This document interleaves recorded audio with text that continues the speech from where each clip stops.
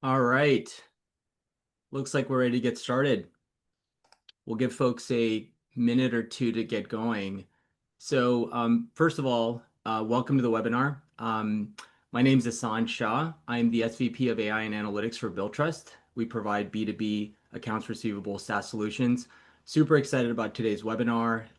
The topic is AI and AR research revealing real-world impact. Before we get started, just a few logistics. The session is being recorded. We will share with all the attendees the link right after this presentation. If you do have questions, we'd love to get your questions. This is a great topic, so please enter them in the Q&A panel on the bottom right of your screen. We'll try to answer as many as we can. And, let's kind of just kick things off. I am super excited to also introduce Paul Bragan, Senior Partner at Wakefield, who will introduce himself. And we're going to pack a lot of findings on why organizations are now viewing automation, AI as a financial necessity, not just a technology upgrade. So hand it over to you, Paul. Thanks, Hassan. Yeah, I'm really happy to be here today, and I am appreciative to Billtrust for the opportunity to discuss some of our research findings. As Hassan said, I am a senior partner at Wakefield Research. At Wakefield Research, I lead a team that conducts market research for strategic insights and also for thought leadership, studies that are designed for public release, like the one that we're going to be discussing today. Wakefield Research is, we're a global full service market research firm. We offer quantitative and qualitative options as well as custom proprietary hybrid methodologies. We conduct research in over 100 different countries. We're partners to some of the biggest brands and leading agencies, including 50 of the Fortune 100. So I'm really excited to talk through the research results today. And why don't we dive right into it?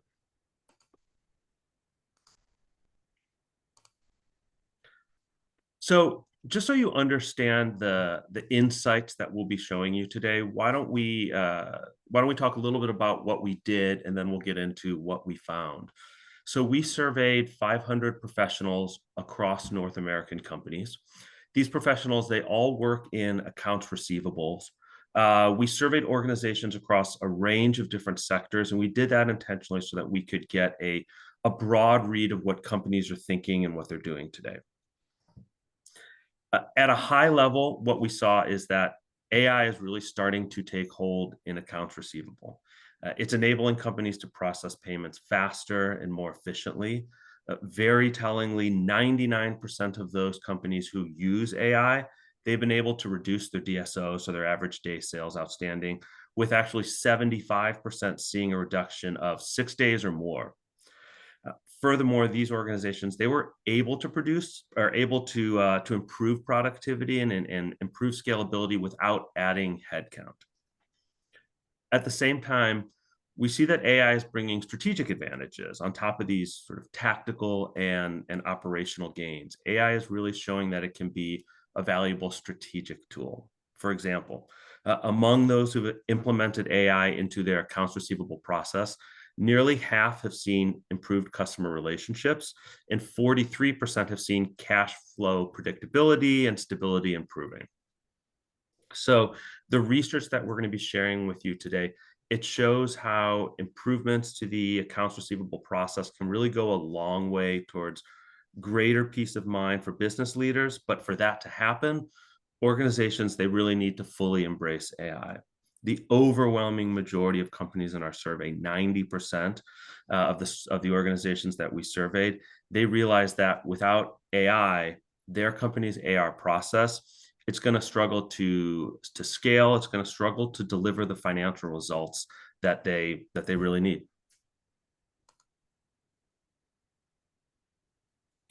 So why don't we start first by diving into the value of AI for AR?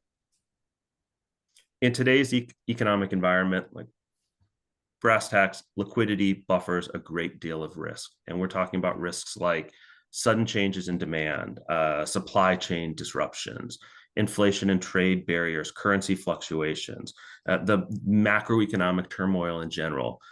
There are high expectations to protect cash reserves and basically to do more with less. And we saw in our research that practically all professionals, 95% of them, they're feeling pressure to ensure cash flow because of the current economic uncertainty.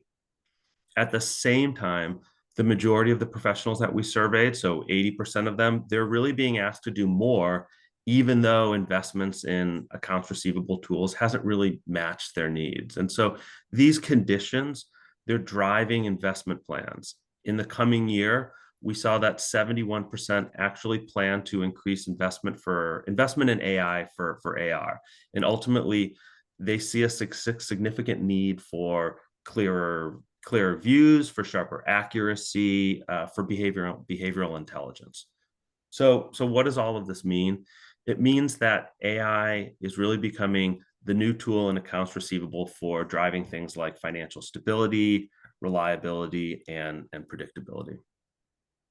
This is super interesting, Paul. And one thing, just to add to what you're saying, is if you rewound back 1 year, people were just wondering what is generative AI? What are language models? They're dabbling with ChatGPT as a personal productivity tool, and now, sort of just in a pretty short time frame, less than a year, the rate of change is quite profound, not just for accounts receivable, but for generally for the industry. So I find that quite interesting. Yeah, I agree. So why don't we talk a little bit about what agentic AI actually can do for accounts receivable? So from our survey, from us talking to professionals in AR, we see that AI is driving value by enabling companies to process payments faster and more efficiently. We see that the technology has really turned into a strategic tool for cash flow management. It offers greater predictability, stability. The good news is that these benefits, they come at a critical time for finance and accounts receivable professionals who are really laser focused on their financial positions. We're seeing that accounts receivable teams, they're discovering how AI can cut back on uh, labor intensive tasks and facilitate complex financial analysis and planning. And to that end, what we see here on this slide, we see the top 4 ways that AI is reducing manual workload. And that's by providing cash application automation, monitoring for behavioral anomalies and unusual activity, with real-time monitoring of things like creditworthiness, and with predictive forecasting for things like payments. And those were the top 4, the top uses, but we saw AI providing value to accounts receivable teams through things like automated invoice generation and distribution, data extraction and validation of invoices and remittances, role-specific reporting and analytics, and cash flow forecasting. So, at the end of the day, we see AI doing far more than just automation right now. It's really it's being leveraged as a financial watchdog, if you will, an active agent, and even in some situations, if I could say so, like almost a bit of a crystal ball for accounts receivable departments. Paul, so to harness some of those modalities that you mentioned, one of the things that, I've discovered is AI can do a lot of things, but it's really should be tailored to your business process. So now we as Billtrust are in the world of accounts receivable. What is accounts receivable? It goes everything on the left from getting the right credit worthy buyers. You have to invoice them. They have to pay you. If they don't pay, you have to collect and then reconcile. So when you kind of observe and start using AI, another fundamental question is not just, do I use an agent? Do I use AI? Do I use automation versus recommendation? You also have to understand the business process deeply. So in the world that we live in, we've done a lot in terms of structuring our business process for our customers, where if we give the right credit worthiness early in the cycle, you actually prevent having to deal with a collections call that has to be, reducing your DSO. So, spend some time deeply understanding your business. It's not a one size fits all. So even within the spectrum of AR, we have companies that are super big. We have companies that are smaller. So just understand how these dots connect. So imagine I can get you the right credit. I can flag the right type of payments, give the right recommendation in terms of maybe a grace period to pay. You're personalizing. AI becomes a personalization tool. And all that is predicated fundamentally on enterprise data. So sitting underneath all this, like you mentioned, is analytics, is data, is enterprise scale, along with governance and security. So, it does take some time to understand what your business process is and then apply AI to those right use cases to drive a lot of value. So the other thing I want to talk about is we talked a little bit about sort of the tactical and the operational benefits that we were seeing from AI. We see that AI is really fueling strategic work, and it's bringing strategic advantages that come from freeing up time. Um, and so when we were speaking with accounts receivable professionals in our survey, we saw how AI is expected to really help companies leverage their existing human capital. And so what I mean by that is, as AI changes the workplace, business leaders, they see many areas where accounts receivable teams, they can refocus their attention, and they can make use of, and like I said, leverage the time that's freed up by this technology. Um, and this is important because teams want to be more available for critical priorities like enhancing compliance and risk management, uh, analyzing financial data, forecasting, strategic planning, process improvement. They also want to be able to dedicate more time to stronger customer relationships. So we see AI really as the gas pedal uh, for this type of strategic work in the AR division. So organizations that they successfully implement a agentic AI, what they're doing or what we're seeing is that they're freeing up time and they're putting themselves really in a position to compete on a higher level because, like I said, not just because of the tactical and the operational benefits, but because of so the strategic advantages.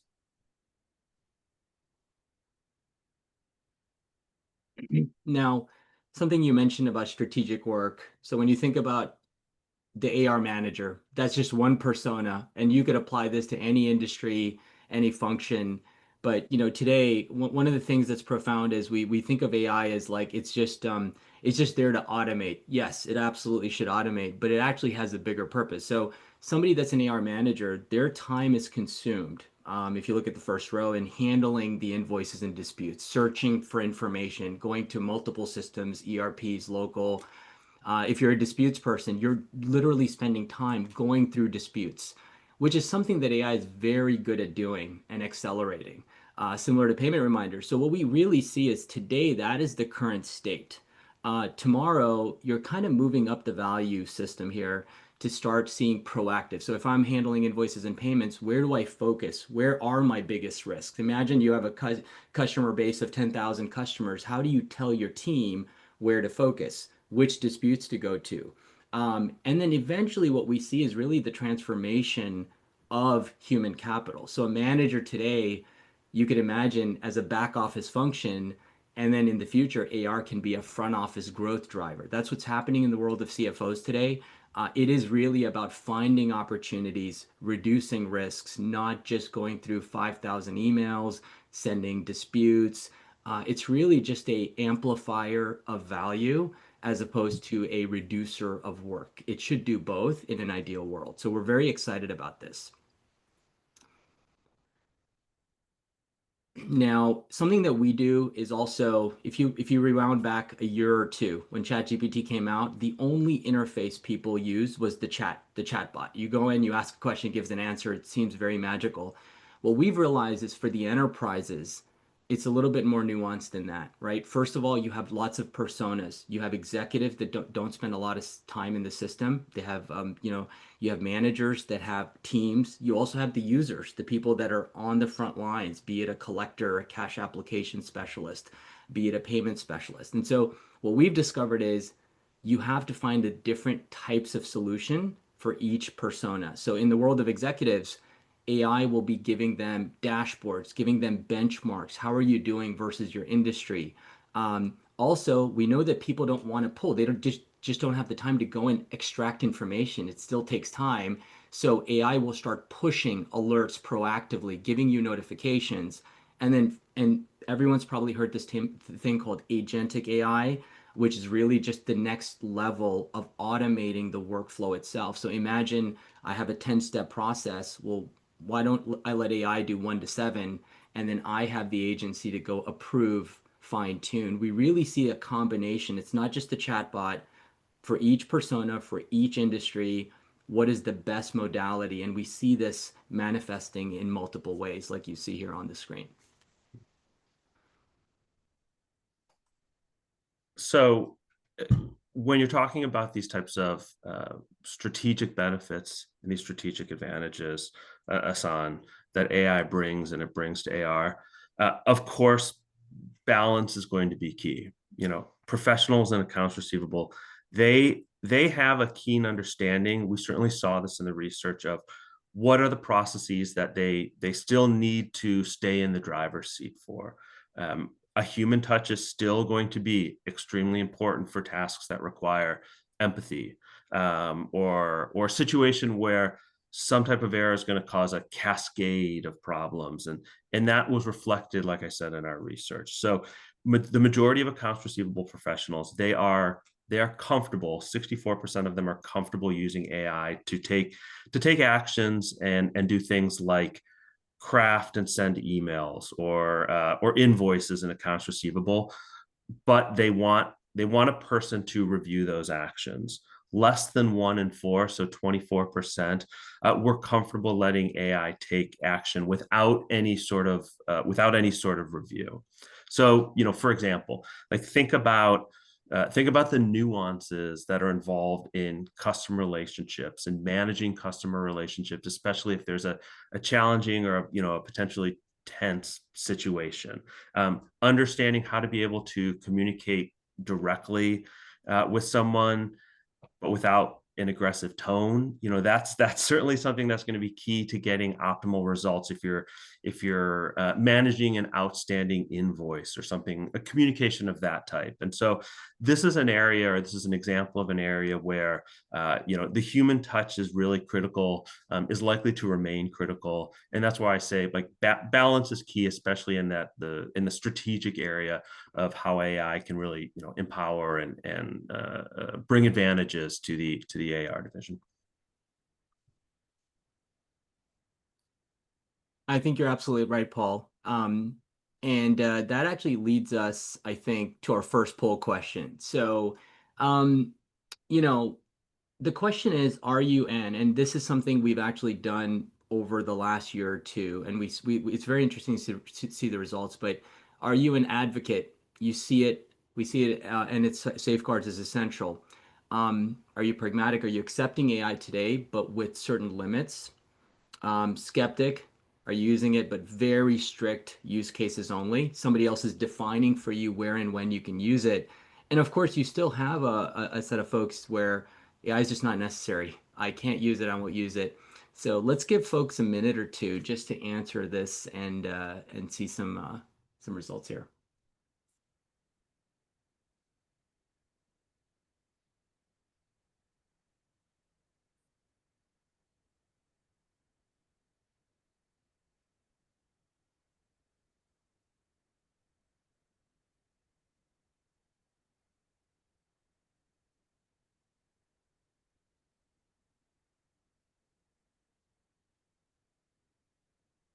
All right. So this is very interesting. So 58% are accepting AI with limits. I can tell you, just from my own personal experience, about a year ago, this was a little bit lopsided. You had a lot more in the AI is not necessary, or my company doesn't allow me to use AI. So really seeing the shift up. 25% is advocates.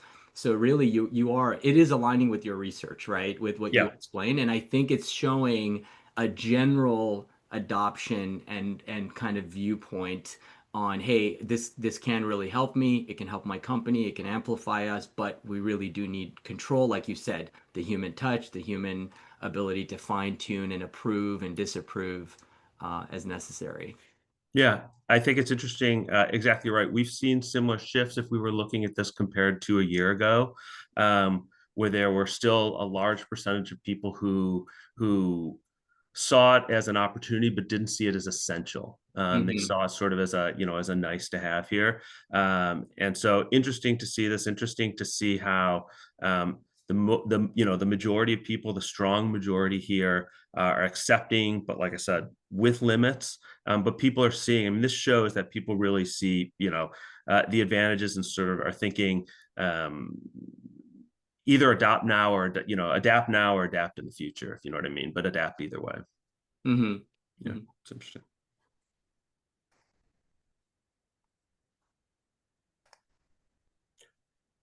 So we had not exactly the same question, but a similar area that we explored was sort of that adoption mindset in our research. And so why don't we look at what professionals across the country in accounts receivable, what they felt here, and sort of what's the general mindset across the broad range of industries and sectors that we surveyed. And so the overwhelming majority, so 94%, believe that AI, it can help their accounts receivable team scale without increasing headcount.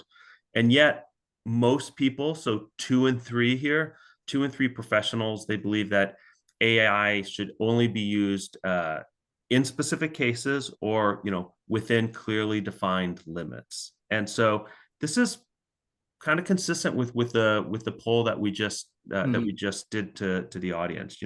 The landscape today, it shows broad optimism for AI, but I'd say it's tempered. It's kind of tempered with cautious approaches to control it through restrictions. Um, Ultimately, professionals are anticipating like long-term collaboration with AI is where we're headed. But training and trust are going to be key.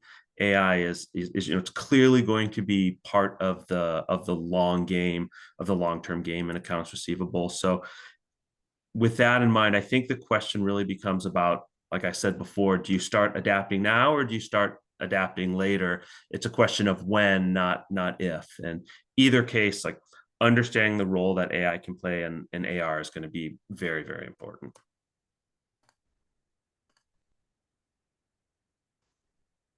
You mentioned trust, and it's very interesting that your research study, literally outside of a few percentage points, Yeah. maps to the pole. So I find that quite interesting. There's still 2% that are in that skeptic category.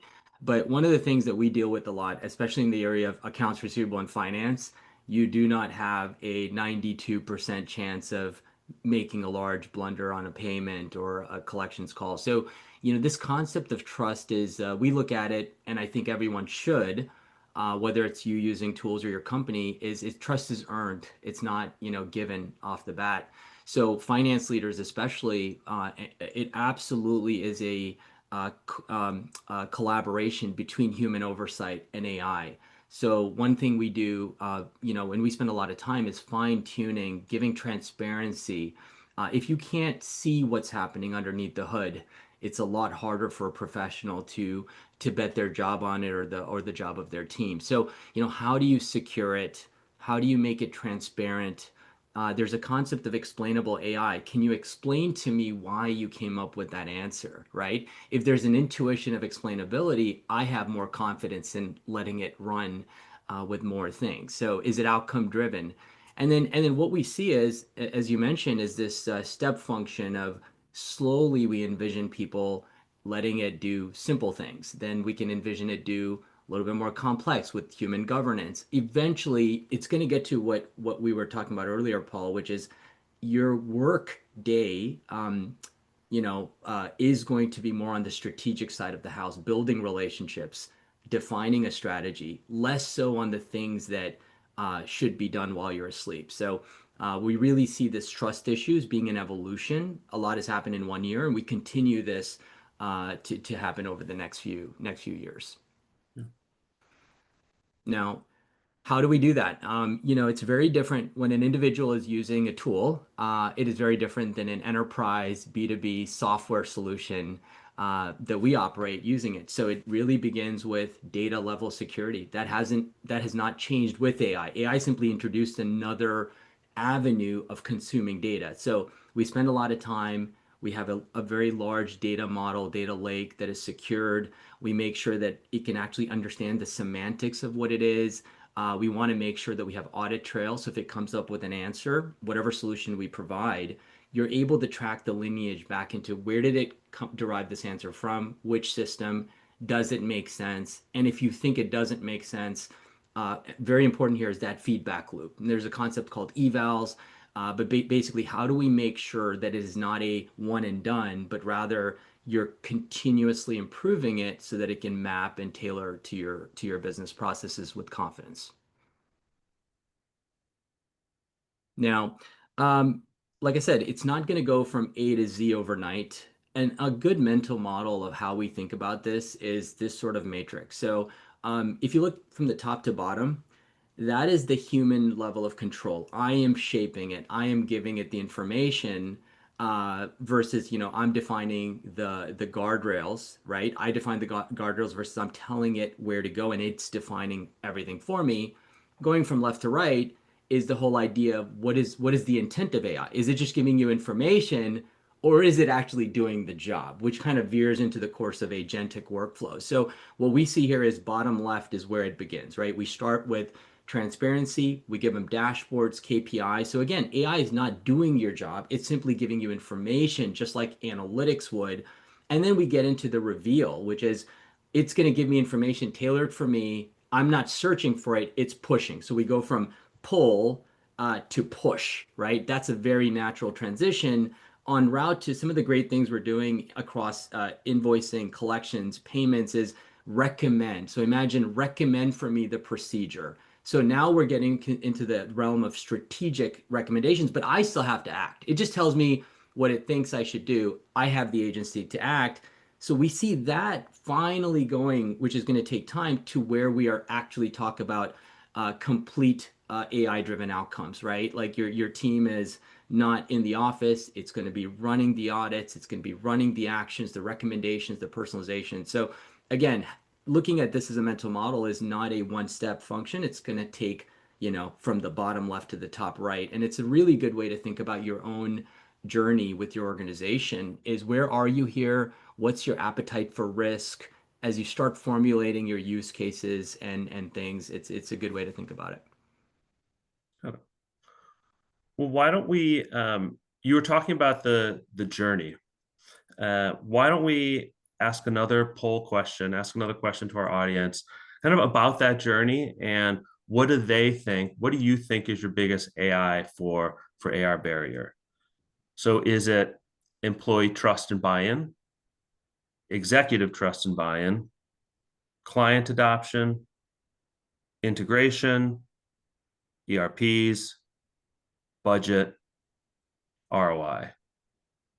So we're asking about the biggest barrier here. So you've got to pick just one, take a moment, think about what at your organization, from what you're experiencing, is the biggest barrier.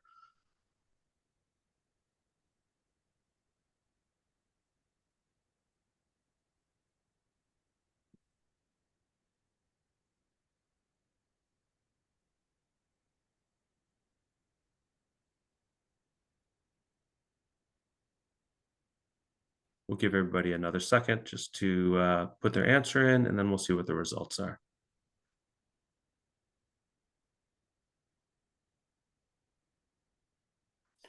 Okay, so it's Oh, interesting. wow. Yeah. So we see here, okay, so sort of we have a tie really for the two biggest concerns or the biggest AI for AR barriers. One is employee trust and buy-in. Interesting that it's not executive, so not from the top down, but rather from practitioners, day in and day out, the users, getting them to trust and buy in on the advantages of AI. And then, of course, just integration. So sort of an operational concern, and then a sentiment concern.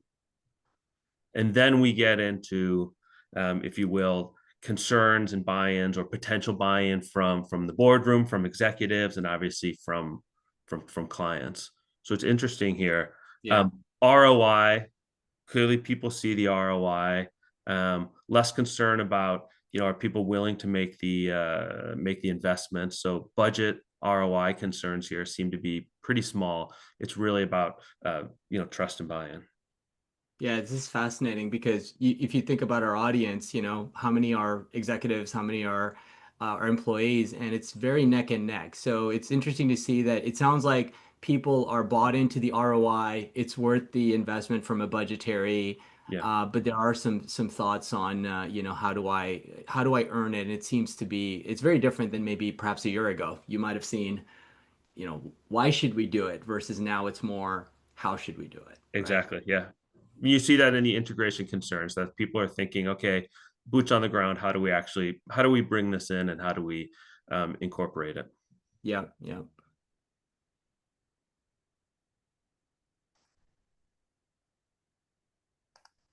Okay, so let's talk about ROI, which is not a concern, apparently, according to the poll. But when we think about it, and this actually maps really well to the poll we just did. We hear this a lot: siloed data, integration. The fact, and I mentioned data earlier, but where is your data? Before you get into AI, AI is only good as the fidelity of the data you have, especially as an enterprise. So ERPs, banks, AP portal, different types of integration, we still see this as a barrier, right? Like, what can you do? We've done a lot of legwork to integrate data agnostic of AI, which enables it. Outdated systems. Not every ERP, not every system is the same. How do you get them to sort of talk to each other? The third one is extremely important, and we hear this all the time, both from executives and line managers and employees, is where's the change management? What are you doing to help me? We know some employees they're just able to go and run and use and champion AI, but for the large majority, what is that training protocol? What tools can they use? Where can they go? And how do they share knowledge amongst each other and budget? So when we think about this, the numbers are very material, right? There's the concept of AI is going to add ROI, but let's just work through a back of napkin average savings. So we have the ability with our telemetry to look at how much time that customers spend in which area of the business process that I showed earlier, right? How many minutes per invoice? How long does it take for the payment to be processed? How much time? Cash App is a big deal in our world. It's like, how much time is each Cash App match reconciliation taking, especially towards the end of the month?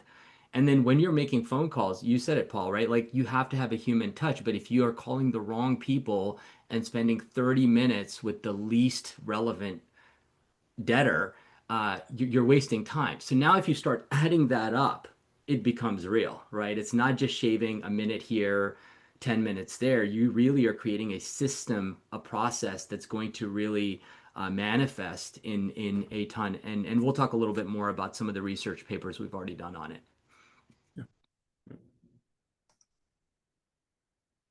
So, I think we covered a lot of stuff, and just to kind of highlight some key takeaways, right? I think this is not just our research, your research, and our findings, but AI is really something to amplify and help the AR function become less of a back office and more of a financial strategy. It will absolutely modify all areas of every single function in a way that we think will be beneficial for strategic impact. We recommend people to start small, and we've said it for a while now. It's like, find that right use case, analyze your business process, but at the same time, it is very good to be sort of distrusting of AI. What is your ability to gain trust with AI? Do you need the right system? Do you need the right transparency, the right analytics? And then, of course, it's not a one and done. It's a constant evolution. So, you have to revisit, work with your executive team, work with your customers if you're putting it into the product. So, and also, I know you guys have been doing some phenomenal research specifically to this area. So, Yeah. Well, the research that we've been sharing today in this webinar are just some select findings from the larger study that we conducted with Billtrust. So to get the full picture of all the insights from this research, Billtrust is going to be sharing the white paper that was produced from this research, that Wakefield research that we produced in partnership with Billtrust. So I would encourage everybody to check it out. It's going to give you really a comprehensive read of the landscape when it comes to AI and its impact on accounts receivable, what professionals in AI are doing now, what they're thinking now, and what they're planning for the future and what their expectations are.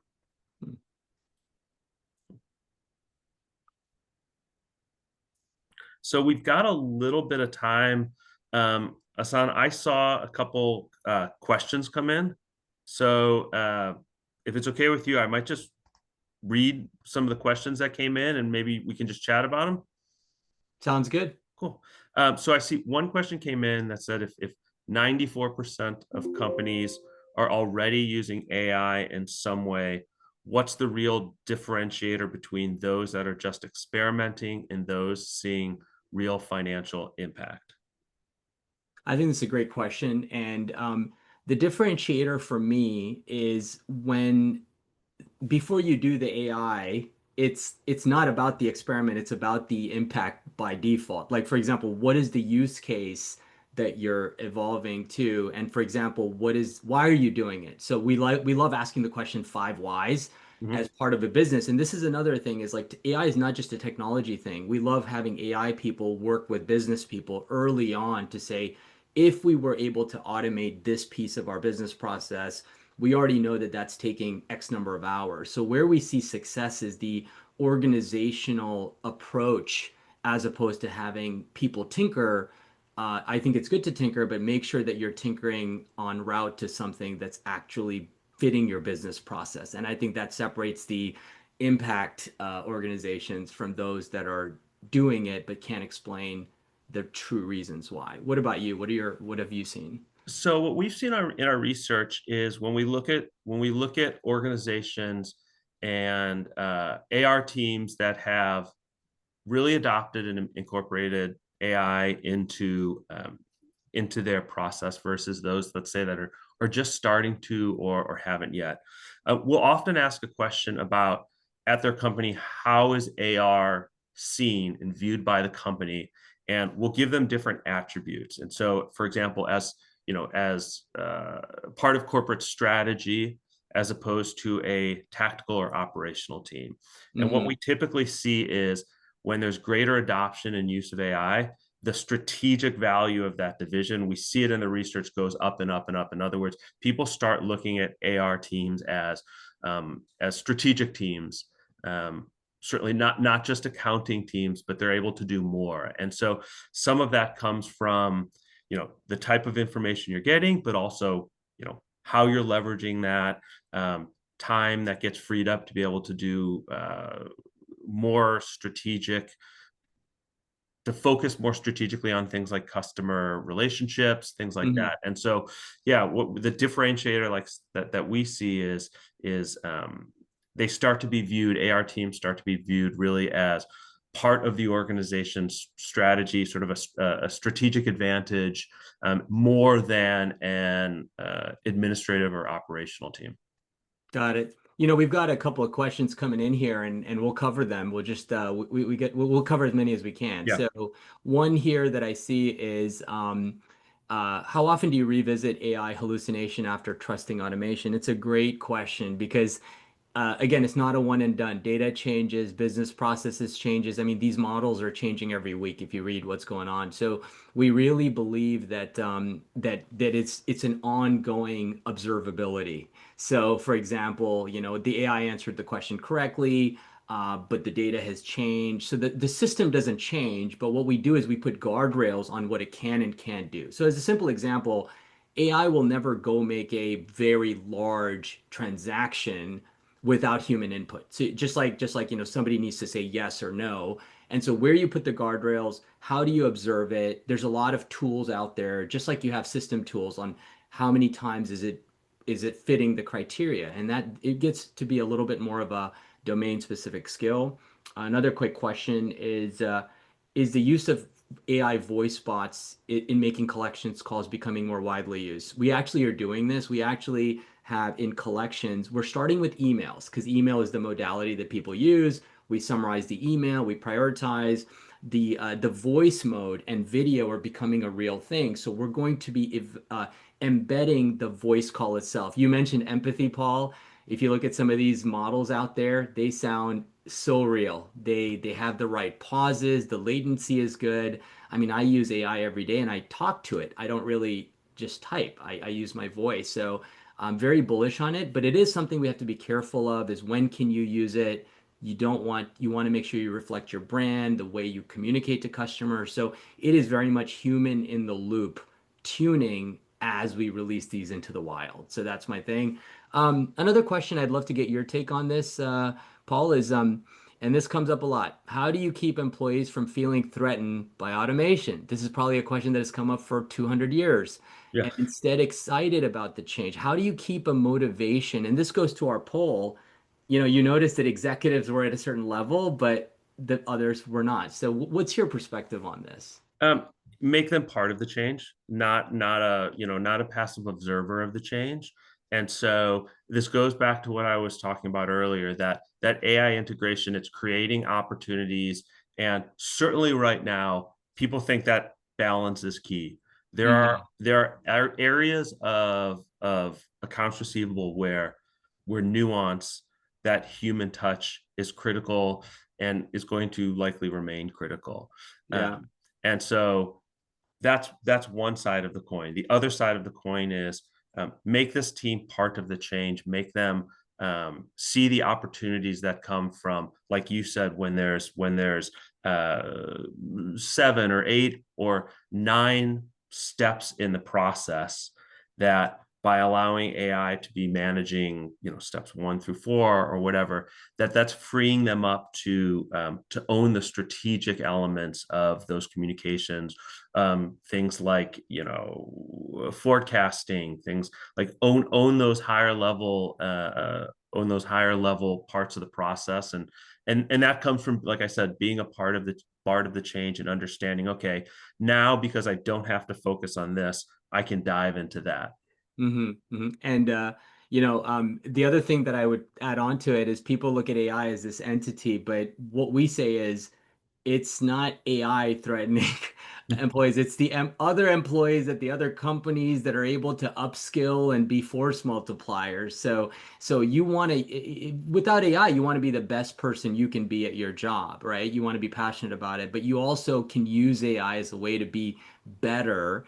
And that is really what we want to do is, and there will be every organization expecting more with their investment in AI and their employees. So I find that interesting. Now we're getting a lot more questions popping in here. Could AI and augmented reality lead to workforce reductions in corporations? All right, so I'll take a stab at it. I think my personal view is, with all these changes over 200 years of human history, you have not really seen a massive displacement. It has been a reallocation of sorts. So could it lead to certain types of workflows? Like you said, 1 to 4. One Yeah. to four might be fully automated, but the 5, 6, and 7. So how are you architecting the future? And so I think it'll be a shift more so than a reduction. It's more a rebalance, in my opinion. What are your thoughts, Paul? Yeah, I would say we're seeing it leading to shifts in roles, Yeah. and shifts in roles and responsibilities, and a push, towards uh, upskilling and focused on other areas. But that's those shifts are what we're seeing as opposed to reductions. Yep, agreed. Quick question here on Autopilot. Autopilot's the functionality we have within our platform to be able to ask questions. Are you planning to add agents? Yes, we are trying to add agents. And what we're trying to get to, if you remember the matrix I showed earlier, we're trying to push. Autopilot is going to tell you if folks, and it can actually do that today, is to say, here is the people that shut off auto pay, as an example. So what we're really trying to do is to go from the bottom left of that quadrant over to more agentic workflows behind the scenes. These are using multiple models, multiple systems. Can you recommend AI integration processes and best practices? That's a very broad question. I think you have to kind of be situational. Which specific system, what integration One of the challenges with AI is it's hard to keep up. It's so hard. Even myself, I have to read almost on a daily basis, try. So I encourage people to really deeply spend time on what is AI, what process, and then take a project and try to see it all the way through. Do a prototype. If anything, you're going to learn so much more and maybe come up with a secondary idea. So the barrier to entry is quite low. So I don't have a much better answer on that one. How about this one question here, Paul? Is where have you found the human touch? You mentioned this, right? Where has the human touch mattered? There's a lot of questions people will ask about what is the future of humanity when it comes to AI. Like, what is it that we really intrinsically build? But when things are automated, what is the human touch? If you were just thinking. Yeah, I think so. I think it start probably in a few places. One place which we've talked about a lot is in this research is it's very important where nuance matters.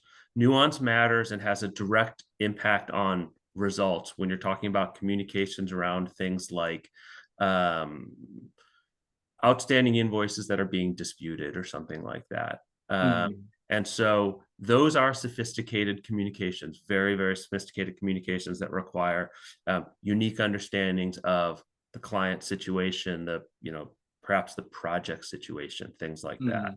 Mhm. And so I think right now that's an area where the human touch is going to have a direct impact on outcomes. Yeah. I mean, I have a lot of perspective on this because the human touch is still the context that you need to feed these systems. And so, as good as the models will get, I really fundamentally think that, we have an intuition about how our relationships are, what are the nuances of our business. You got to keep in mind these systems have been trained on so much data that's outside of you. So to personalize that system for you, it's really about understanding your business processes, being able to architect and engineer they call it context engineering, which is a term that's getting very rapidly popular. But I think there's a huge element of human touch, be it a creative human touch, a system human touch, but I do think that is non-negotiable to have successful AI systems, right? Especially for the enterprise. All right. Right. Think we got most of the answers covered. So I just, I think this is a great webinar, Paul. Thank you. Of course. Great research. I hope the audience enjoyed it as well. Great questions and polls as well. So we will wrap it up there. And we will send just logistically to everybody that attended the link and the information from the webinar. So um, thank you all very much. Thanks for attending. Have a Thank great day. you. Thank you.